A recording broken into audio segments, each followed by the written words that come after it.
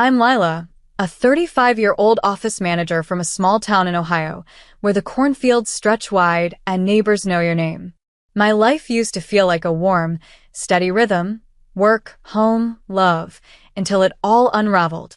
I'm living with my mom now, in a quiet condo that feels like a sanctuary, but getting here was a story of heartbreak, betrayal, and finding my way back to myself. Let me take you back to where it started, to the life I built with my husband, Henry, and how it all began to crumble. Henry and I were married for 9 years, and every moment with him felt like a gift. He was 6 years older, with a laugh that could light up a room and a heart so big it made you believe in goodness. We met at a friend's barbecue, where he spilled mustard on my favorite sundress and spent the rest of the night apologizing with that sheepish grin. I fell for him hard: his kindness, his quiet strength, the way he'd listen like every word I said mattered. But life wasn't always easy. Henry used to work for a big corporate firm in Columbus, crunching numbers and charming clients. His boss, though, was a different story: a tyrant who'd belittle him in meetings, pile on impossible deadlines, and spread rumors to keep him in check. It got so bad Henry started losing sleep, his eyes hollow from stress. He saw a psychiatrist, took a break, but the damage was done. He quit, and for a while, we lived on my salary alone. I worked at a logistics company, managing schedules and keeping the office humming. I loved my job, the order, the purpose, but it wasn't enough to cover all our dreams. Henry took 3 months to recover, slowly becoming himself again. His psychiatrist was thrilled with his progress, and I'd catch him humming in the kitchen, his old cheerful self peeking through. He found a new job at a small firm, making less than half his old salary, but loving the work. It was in data analysis, his passion, and he'd come home with stories about his projects, his eyes bright again. We talked about kids, but with our finances tight and my mom's situation, we decided to wait. It was just the two of us, and that was enough until everything changed. My mom had been living alone since my dad passed when I was in middle school. She was fiercely independent, raising me with love and grit in our creaky old house. But a car accident left her paralyzed, needing a wheelchair to get around. Our family home, with its steep steps and narrow halls, wasn't built for that. Henry, without hesitation, said, "Let's bring her to live with us." I was floored by his kindness. My mom was too. She'd always seen Henry as a son, but this was something else. It meant building a new home, one she could navigate comfortably, and that's where Henry's grandfather came in. Henry's grandfather was a farmer, a man of few words, but deep generosity. He adored Henry, saw the good in him that his own family often overlooked. When he got sick, he started dividing his assets, and he gave us a beautiful plot of land just outside town, a 10-minute drive from Henry's parents' place. It was a gift that felt like a miracle, a sprawling piece of earth where we could build our future.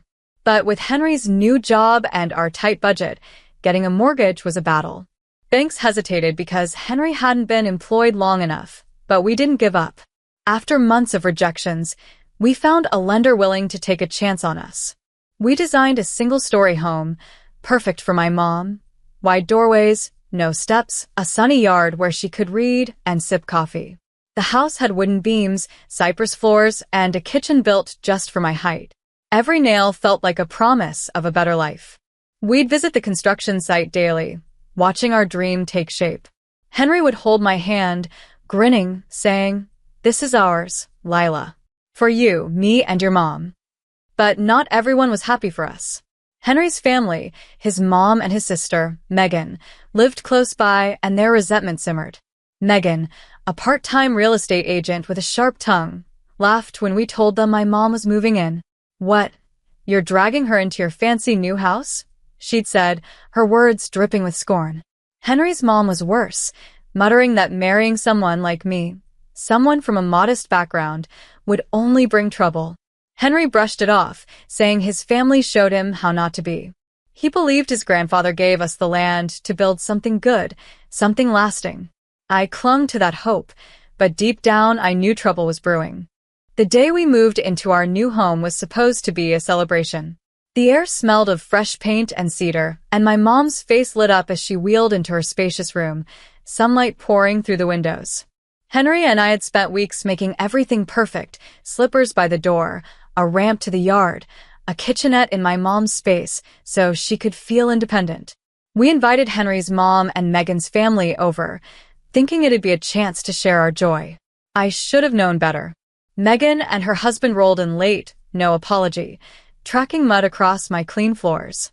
Henry's mom barely looked at me, her lips tight as she scanned the house. "Nice place," Megan said, smirking. "Kinda smells like Grandpa's old barn, though. Don't need air fresheners, right?" She ignored the slippers I offered, laughing when I suggested they'd keep the floors clean. "Oh, Lila, relax. You can mop later."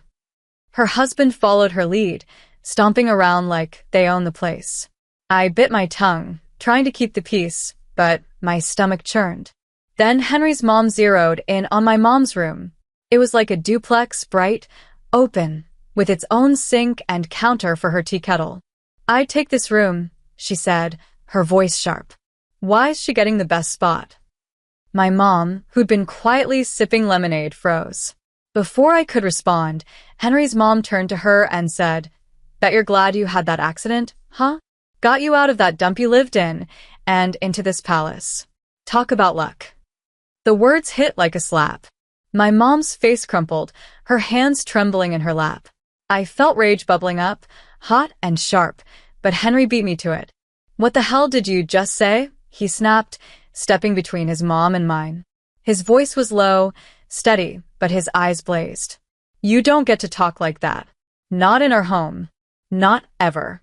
Apologize now." Megan rolled her eyes, tossing her hair. "Wow, Henry, way to make us feel welcome. You build a house and suddenly you're king?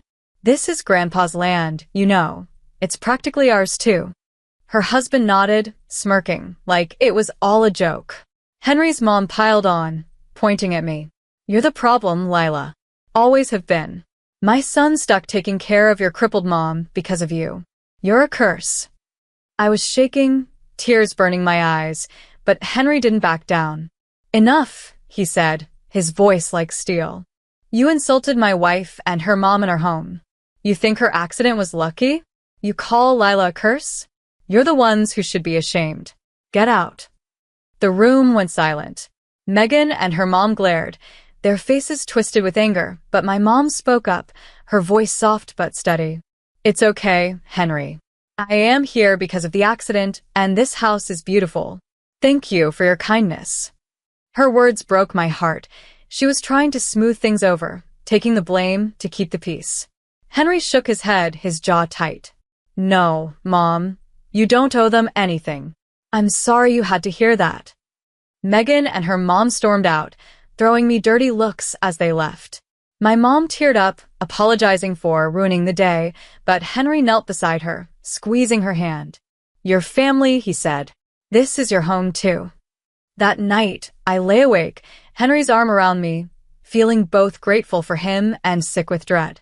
His family lived just down the road, and I knew this wasn't the end of their venom. Life settled into a quiet rhythm after the housewarming. My mom started smiling more, tending to her little herb garden in the yard. Henry and I were finding our groove, stealing moments to dance in the kitchen or plan weekend movie nights. But one afternoon, while I was at work sorting through delivery schedules, my phone rang. It was my mom, her voice trembling. "Lila, it's Henry. He collapsed at work. You need to get to the hospital." My heart stopped. I grabbed my keys, told my boss I had to go, and drove to the hospital, clinging to the hope that Henry would be okay, cracking jokes like always. When I got there, the sight of him, tubes snaking from his arms, machines beeping, shattered me. The doctor's words were a blur. Brain tumor, critical condition, might not wake up. I sat by his bed, holding his hand, willing him to open his eyes. We were supposed to see a cheesy rom-com that weekend. How could this be happening? Despite my prayers, Henry slipped away that night. I couldn't even cry at first, just sat there, numb, like the world had stopped making sense. Then Megan and her mom showed up. I don't know who called them, but the second they walked in, the air turned sour. Megan's eyes were cold, her voice sharp. "What did you do to him, Lila?" Poison him for the insurance money. Her mom nodded, her face twisted with contempt. Bad things always happen around you. You're a jinx. Their words cut deeper than I thought possible, but I was too broken to fight back. My mom arrived, wheeled in by a care driver, and when she saw Henry, she broke down. Her sobs pulled mine free, and we clung to each other, crying for the man who'd been our rock. Henry's mom scoffed. Stop the fake tears. You changed him, Lila. Made him turn against us. We're done with you. They left without another word, refusing to help with the funeral. The funeral director stepped in, guiding us through the plans, but when I told Henry's mom the details, she laughed bitterly. We're not coming. He chose you and your mom over us. Megan didn't show up either.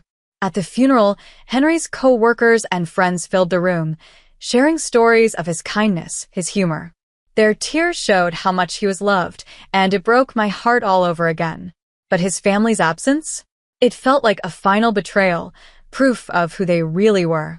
I stood by his casket, whispering promises to keep his memory alive, even as the weight of his loss crushed me. Coming home from Henry's funeral felt like walking into a fog. My mom and I were drained, our eyes red from crying, our hearts heavy with loss. As we pulled into the driveway, I noticed a light glowing inside the house. Did we leave that on? I asked, frowning. My mom shook her head, confused. I thought we turned everything off. I brushed it off. Grief makes you forget things, right? But when I unlocked the door, the sound of the TV blaring stopped me cold. My mom grabbed my arm, her voice shaky. Lila, what's going on? We stepped inside, and my heart dropped. The living room was unrecognizable. Our cozy couch, the coffee table Henry and I picked out gone. In their place were cheap, mismatched chairs and boxes stacked everywhere. Megan and her husband sat on one of the chairs, eating takeout like they lived there. I froze, my voice barely a whisper. What are you doing here? Megan looked up, smirking. Oh, Lila, you're back. Don't just barge in like that. This is our house now. We sold your stuff, so you should probably leave. My mom gasped, her hands gripping her wheelchair. I felt like I'd been punched. Sold our stuff? What are you talking about? Megan shrugged, casual as anything. A resale company came by. Got a good price for your furniture. Nice taste, by the way. We bought new stuff. Nobody wants things a dead person touched. Bad luck, you know. Her husband nodded, not even looking up from his phone. My mom's face went red, her voice trembling with rage, but she was too shocked to speak. I was shaking, torn between grief and fury. Those were our things, chosen with love, filled with memories of Henry. How could they do this? I demanded to know where our belongings were. Megan waved a hand toward some boxes in the corner. Packed up what was left. You don't have much, huh? Minimalists or just broke? Her laugh was like nails on a chalkboard. I called the resale company right then, my hands shaking as I explained. They were stunned, promising to treat the items as stolen and return them. But standing in my own home, surrounded by strangers' furniture, I felt violated. This was the house Henry built for us, for my mom. Now it was tainted. That night, my mom and I sat in her room, the only space they hadn't touched. She looked at me, her eyes tired but fierce. What would Henry say, Lila, if he saw this? I closed my eyes, picturing his face. He'd always said some people, his family included, would never understand kindness, no matter how hard you tried. He'd tell us to walk away, I said, my voice breaking. He'd say they're not worth our fight. My mom nodded, squeezing my hand. Acting on impulse, I found an accessible apartment online and signed a lease the next day. The resale company held our furniture, and 3 days later, we moved out, leaving the house and Henry's family behind. It hurt, but I knew it was what he'd want. Leaving the house felt like losing Henry all over again, but it also felt like freedom. My mom and I settled into our new apartment, a cozy place with wide doors and a balcony where she could read in the sun. Henry had taken out multiple life insurance policies, always joking, when I'm gone, you and your mom will be set. His words, once a playful tease, became our lifeline. The policies paid out more than I'd expected, enough for us to live comfortably for years. And since I'd bought the house in my name, Henry's job history made him ineligible for the mortgage. I stopped paying the mortgage. Per our agreement, the bank would auction it off after 4 months. Those 4 months flew by, and soon my phone was blowing up with calls from Megan and her mom. I ignored them at first, their names lighting up my screen like a bad dream. But they were relentless, so I finally answered. Megan was screaming before I could speak. The house is being sold. What did you do? Turns out, they'd moved into the house after we left, thinking they could claim it. But when the bank seized it, they were locked out, left scrambling. Megan admitted she'd quit her job, and her mom had sold their own house to cover gambling debts. Even the parking lot they'd inherited from Henry's grandfather, their main income, was gone, sold off years ago. Megan's mom chimed in, her voice desperate. Lila, I'm sorry. Can we start over? Maybe lend us some money. I almost laughed. You called me a jinx, said I ruined your son. We're done. You made that clear. Megan exploded, shouting, You devil. Give us the money. I hung up, my heart racing but steady. I'd spent months working with a lawyer to ensure the house was auctioned smoothly. It wasn't personal, it was practical. The sale went through, and the money, combined with Henry's insurance, gave us a fresh start. We found a new home, a luxurious condo in a secure building with a big balcony where my mom could sip coffee and lose herself in her books. Henry had always wanted her to have a space like that, a place where she could feel free, not self-conscious. The condo was smaller than our old house, but every inch felt like us, safe, quiet, ours. The furniture we'd reclaimed filled the space, each piece a reminder of Henry's love. I could almost hear him saying, See, Lila? Told you I'd take care of you. Meanwhile, Megan and her mom ended up in public housing, their lives unraveling. Neighbors complained about their late-night arguments, their reckless behavior, like hosting a barbecue on a tiny balcony, sparking safety concerns. Megan's husband left, unable to handle the chaos. The community was fed up, talking about eviction to restore peace. It was hard not to see the irony. Henry used to say, What goes around comes around, and he was right. Their greed, their cruelty, had caught up with them. As for me and my mom, we're building a life Henry would be proud of. The condo is our haven, a place where we can laugh, cry, and remember him without fear. I think of him every day, his smile, his courage, the way he stood up for us. Living well, surrounded by love and peace, is my way of honoring him. He gave us so much, and I'll carry his light forward, no matter what. To everyone who's followed this journey, thank you. You've walked with me through grief, betrayal, and a hard-won peace. If this story moved you, hit that subscribe button and join us. Every home we build, every memory we keep, tells a story of love, resilience, and starting over. Keep chasing your own light, and I'll meet you in the quiet moments where the heart finds its home.